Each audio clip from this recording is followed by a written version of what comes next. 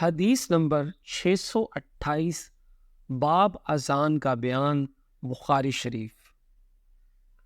मालिक बिन हुवैरिस रजी अल्लाह अन्हो फरमाते हैं कि मैं नबी करीम सल्लल्लाहु अलैहि वसल्लम की खिदमत में अपनी कौम बनी लैस के चंद आदमियों के साथ हाजिर हुआ और मैंने आप सल्लल्लाहु अलैहि वसल्लम की खिदमत शरीफ में 20 रातों तक क़याम किया।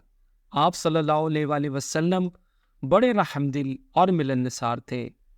जब आप सल्लल्लाहु अलैहि वसल्लम ने हमारे अपने घर पहुंचने का शौक महसूस कर लिया तो फरमाया कि अब तुम जा सकते हो। वहां जाकर अपनी कौम को दीन सिखाओ और नमाज पढ़ते रहना। जब नमाज का वक्त आ जाए तो तुम में से एक शख्स अजान दे और जो तुम में सबसे बड़ा हो वो अमामत कराए।